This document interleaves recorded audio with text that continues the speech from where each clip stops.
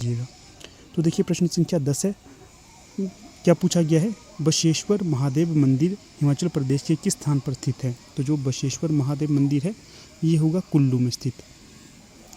अगला प्रश्न है 11, हिमाचल प्रदेश में शोणितपुर जो आधुनिक सराहन है की स्थापना किसने की थी।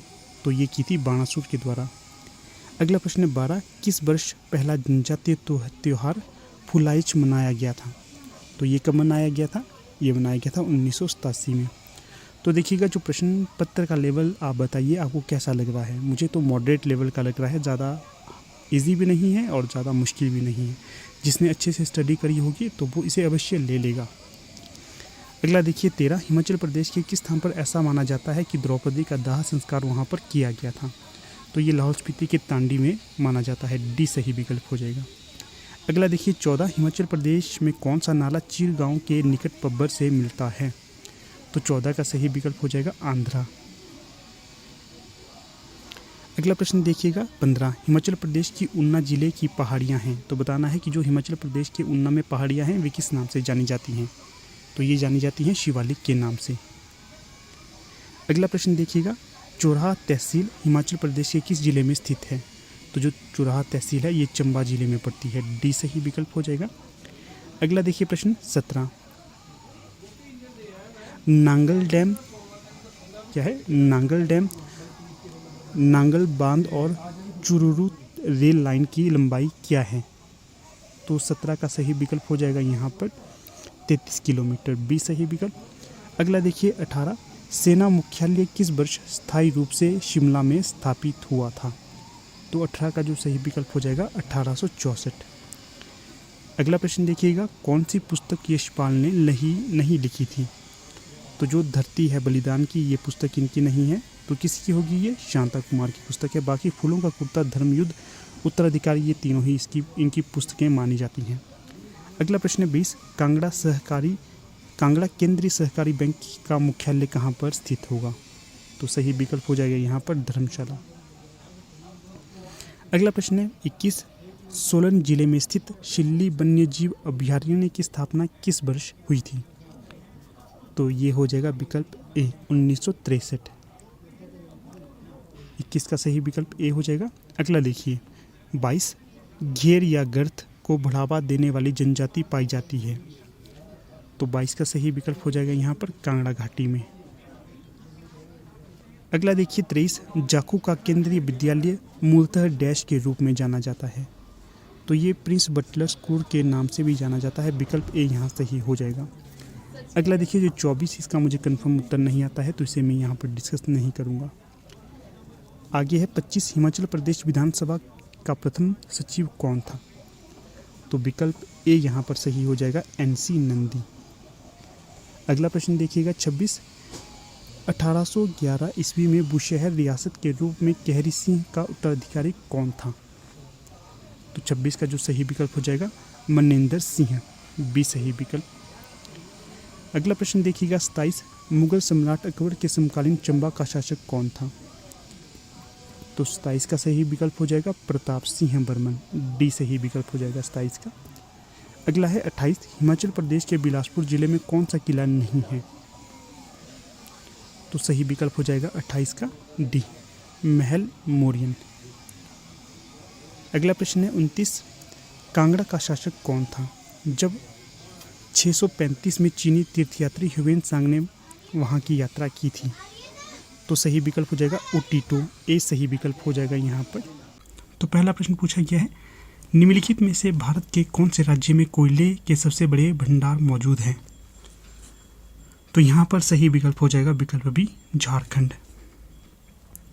अगला प्रश्न देखिए, डैश प्रकार की मिट्टी भारत की अधिकतर नदी घाटियों व तटीय मैदानों में पाई जाती है। तो ये पाई जाती है जलोढ़। आगे है 3, निम्नलिखित में से कौन सी नदियां हिमाचल प्रदेश के पर्वतों से निकलती हैं। तो ये निकलती है ब्यास, रावी व चिनाब। आगे देखिए, किस राज्य में मानसून सर्वप्रथम आता है। तो केरल में सर्वप्रथम आता है। फिर है लारजी विद्युत परियोजना डैश नदी पर बनाई गई है। तो ये बनाई गई है ब्यास नदी पर।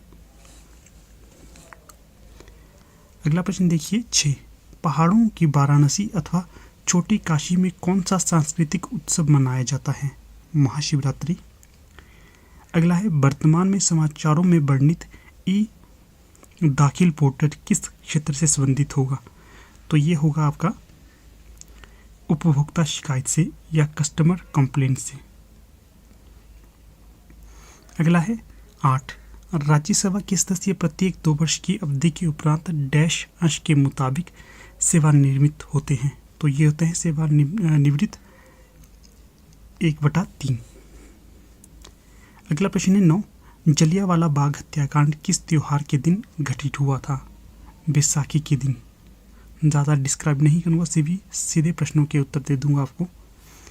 अगला है 10, किस आंदोलन को अगस्त क्रांति या अगस्त आंदोलन कहा जाता है? भारत छोड़ो आंदोलन, क्विट इंडिया मूवमेंट। अगला है 11, असहयोग आंदोलन को किस वर्ष निलंबित कर दिया गया था? तो ये किया गया था 1922 में, जब चोरा चोरी की घटना हो गई थी, तो महात्मा गांधी के द्वारा इसे निलंबित कर दिया गया था या वापस ले लिया गया था। आगे है पीर पंजाल पर्वत श्रृंखला हिमाचल प्रदेश के किस पड़ोसी राज्य में स्थित है? जम्मू कश्मीर। अगर आपको इस वीडियो का पीडीएफ चाहिए तो आप हमारे टेलीग्राम ग्रुप को ज्वाइन कर लेना, वहाँ पर पीडीएफ मिल जाएगा। आगे देखिए 13, भारत की सबसे ऊंची चोटी का क्या नाम है? कंचनजंगा। हिमाचल प्रदेश का राज्य पशु कौन सा है?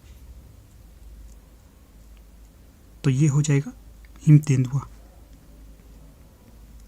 आगे है 15, हिमाचल प्रदेश की सबसे बड़ी प्राकृतिक झील कौन सी है? रेणुका झील। कहाँ पड़ती है? सिरमौर में। आगे है 16, शिमला को ब्रिटिश भारत की ग्रीष्मकालीन राजधानी किस वर्ष घोषित किया गया था?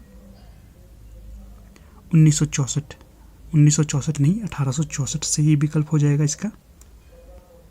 आगे रीजनिंग के क्वेश्चन स्टार्ट हो जाते हैं, इन्हें हम यहाँ पर स्किप कर देते हैं, पहले हिंदी के क्वेश्चन इत्यादि को भी देख लेते हैं।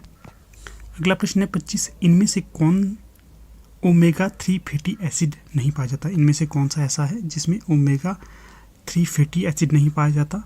तो ये हो जाएगा विकल्प डी, सलाद पत्ता। अगला है 26, मृग तृष्णा इनमें से किस सिद्धांत के साथ संबंधित होगी? तो ये हो जाएगा उपवर्तन। अगला है बीसीजी का टीका किसे रोकने में सहायक होता है? ट्यूबरकुलोसिस या यक्ष्मा। अगला है 28, किरणों के रंग जो सबसे कम व अधिक विचलित होते हैं? तो ये होते हैं लाल व बैंगनी रंग। अगला है निम्नलिखित में से कौन सी सिंथेटिक ड्रग है? हीरोइन। अगला देखिए 30, इनमें से कौन सा रेडियोधर्मी तत्व नहीं है?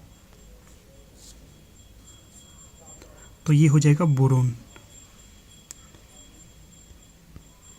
अगला प्रश्न देख लेते हैं 31, तेल का उपयोग झाग प्लवनशीलता प्रक्रिया में होता है? तो ये हो जाएगा चीड़ का तेल, पाइन ऑयल।